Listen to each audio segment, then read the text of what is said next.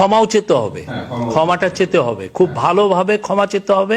ওই আওয়ামী লীগের যারা ধরেন ক্লিন আছে বা যারা এই হত্যাকাণ্ডে জড়িত না, তারা কি অনুতপ্ত হয়েছে? তারা কি বলেছে যে আমরা অনুতপ্ত, আমাদের পার্টি এই কাজটা করেছে, এই জন্য আমরা অনুতপ্ত ফিল করছি? প্রেস সচিব কেন আওয়ামী লীগকে ক্ষমা চাইতে বলে? এই যে ডক্টর ইউনূসের প্রেস সচিব শফিকুল আলম কি জানে না মেটাকুলাসলি ডিজাইনটা কার করা? সে ব্যাপারে পরে আসছি। তবে একটা কথা বলি, উনি যে কথায় কথায় বলে আওয়ামী লীগকে ক্ষমা চাইতে হবে, কেন ক্ষমা চাইবে আওয়ামী লীগ? আওয়ামী লীগ কি করেছে? রাস্তায় নামলি তোরা, মারামারি করলি তোরা, রাষ্ট্রের সম্পদ ভাঙচুর করলি তোরা, পুলিশের গায়ে আঘাত করলি তোরা। এখন আত্মরক্ষার্থে যখন আইন এবং রাষ্ট্রের সংবিধান মেনে তোদের বিরুদ্ধে অ্যাটেম্প নিল সরকার, অমনি দোষ হয়ে গেল, অমনি গণহত্যাকারীর মব জাস্টিস শুরু হয়ে গেল। তাহলে এখন যে শিক্ষার্থীদের গায়ে তোরা হাত তুলতেছিস, তোদের পুলিশ বাহিনী হাত তুলতেছে, তাহলে সেগুলো কি?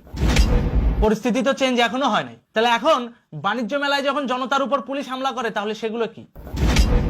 বলা হয় সংস্কার সংস্কার সংস্কার। এই যে নায়িকা বাঁধন, আল্লাহ জানে ওর 40 মনে হয়ে গেছে, ওরে আর এখন দেখা যায় না টেলিভিশনে। ও এখন চুপ করে আছে কেন? এত এত মানুষ মারা যাচ্ছে, কিচ্ছু বলে না কেন? বলতেছে না রিপোর্টেড খুন, মানে যেটা একেবারে খাতা কলমে নথিভুক্ত রিপোর্টেড খুন 947টা, যেটা নিয়ে রুমিন ফারহানা 71 টিভিতে এই প্রেস সচিবকে কোশ্চেন করেছে।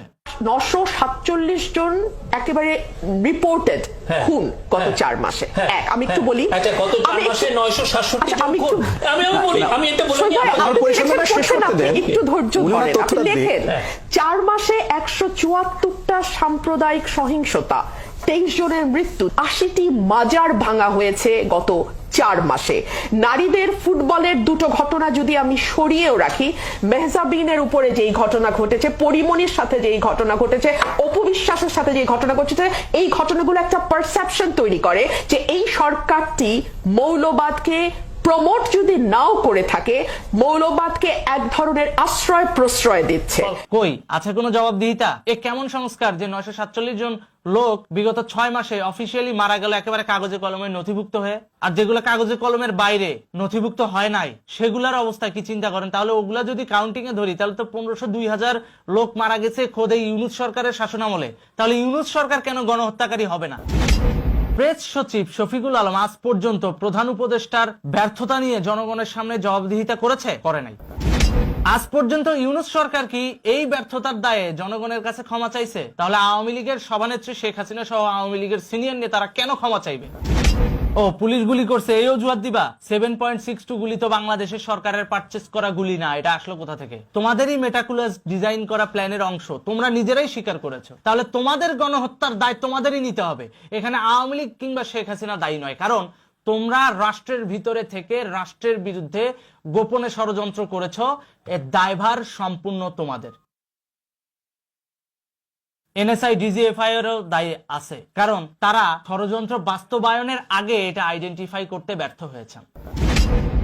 7.62 গুলি বাংলাদেশে ঢুকলো অথচ কেউ জানে না। 7.62 গুলি দিয়ে হত্যার ষড়যন্ত্র চলতেছে, কেউ জানে না। জানলো কখন? যখন সরাসরি স্টুডেন্টদের উপর গুলি চালানো হলো ওই সময়। তাহলে এটা শেখ হাসিনার অর্ডারে হয়েছে? মোটেও না। এই 7.62 গুলি সামরিক বুলেট, ন্যাটোর সামরিক বুলেট, যেখানে বাংলাদেশ জোট নিরপেক্ষ রাষ্ট্র, ন্যাটোতে যোগদানই করে নাই। তাহলে ন্যাটোর বুলেট বাংলাদেশে নিয়ে আসলো কে? তাহলে অবশ্যই এখানে ঊর্ধ্বতন কোনো না কোনো আমলার সংশ্লিষ্টতা আছে, ঊর্ধ্বতন কোনো না কোনো ডিফেন্স পার্সনের সংশ্লিষ্টতা রয়েছে, যারা আগে থেকেই জানতো যে জুলাই আন্দোলনে এই ধরনের একটা পরিস্থিতি তৈরি হবে এবং তৈরি করাবে। তারা সরকারের কাছে সঠিক সময় তথ্য দেয় নাই। এই ব্যর্থতার দায় ওই সমস্ত প্রতিষ্ঠানকে নিতে হবে যে সমস্ত প্রতিষ্ঠান ন্যাশনাল সিকিউরিটির দায়িত্বে ছিল। এ ব্যাপারে কোনো কিন্তু ফিন্তু নাই। আর এটা কখনো আওয়ামী লীগের ব্যক্তিগত দায় হতে পারে না। কেন হতে পারে না? কারণ মেটাকুলাসলি ডিজাইনটা তো আওয়ামী লীগ করে নাই, করছে ডক্টর ইউনূস, করছে এনজিওবাদের এই দোসরেরা, করছে সিআইএ এর এই এজেন্টরা। তাহলে এই দায় কার? ওদের? জামাতের দায়? জঙ্গিবাদ এই গ্রুপের দায়?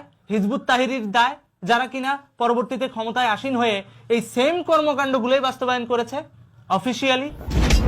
মুক্তিযুদ্ধকে মুছে দিয়ে তাদের এজেন্ডা বাস্তবায়নে যখন কাজ করা শুরু হয়, তাহলে এটা তো বোঝাই যায় যে শুধুমাত্র রাষ্ট্র ক্ষমতাকে জিম্মি করার জন্য মেটাকুলাসলি এই ডিজাইনটা করেছে ডক্টর ইউনূস।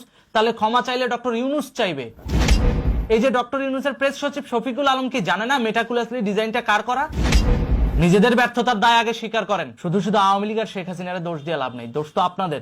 বিচারের মুখোমুখি দাঁড় করাইলে আপনাদের দাঁড় করাইতে হবে, জবাবদিহিতা নিলে আপনাদের নিতে হবে।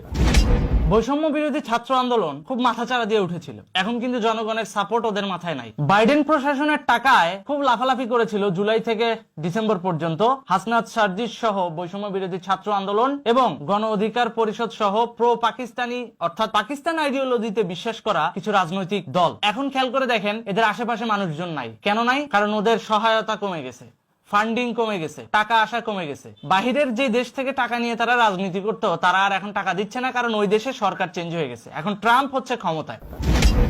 বিগত দিনে এদের প্রত্যাশা কি ছিল আর অর্জন কি হয়েছে সেটা একটু আপনাদের সামনে তুলে ধরি। ওরা এখন চিন্তায় আছে, কারণ কিছুই তো হলো না। রাষ্ট্রপতির পদত্যাগ হলো না, সেনাপ্রধানের পদত্যাগ হলো না, জাতীয় সঙ্গীত পরিবর্তন হলো না, ৭২-এর সংবিধান চেঞ্জ হলো না, ২৬,০০০ ভারতীয় আজ পর্যন্ত দেখা দিল না, ফারাক্কার সামনে আরেকটা বাঁধ নির্মাণ করার স্বপ্নও পূরণ হলো না। ওই যে টাকলু, যে নাতালিয়া না কি জানি একটা ইউটিউবার আছে না, ওই টাকলু না ইঞ্জিনিয়ার আনতে দিতে চাইছিল, সেও আর দিল না। তো ফারাক্কা বাঁধ নির্মাণ হলো না, লাল স্বাধীনতা হলো না, জাতীয় নির্বাচন হলো না, জাতীয় ঐক্যও হলো না। কারণ ঐক্য হবে কেমনে? আওয়ামী লীগের মতো একটা পারসেপশন কে বাদ দিয়ে, বিএনপির মতো একটা জাতীয়তাবাদ অনুসারী পারসেপশন কে বাদ দিয়ে শুধু সাম্প্রদায়িক গোষ্ঠীকে নিয়ে ঐক্য করবেন, সে ঐক্য হবে কোত্থেকে? বাংলাদেশে প্রত্যেকটা শ্রেণীর মানুষ তো রয়েছে নাকি? এই মানুষগুলোকে বাদ দিয়ে ডিভাইড অ্যান্ড রুলস পলিসি করে শুধুমাত্র ইসলামিক কিছু গোষ্ঠীর নামধারী যারা ভণ্ড, যারা বাংলাদেশে ইসলাম নিয়ে আসলো, তাদের অনুসারীদেরকেই পেটায়, তাদের পক্ষে মানুষ যাবে কিভাবে? জাতীয় ঐক্য হবে কিভাবে? খেয়াল করে দেখেন, ওরা এখন কিন্তু ফুল চিন্তায় আছে। উপদেষ্টা ফারুকির পদত্যাগও হলো না, এটা তো ওদের হাতেই ছিল, তাও এটা হলো না। হবে কেমনে?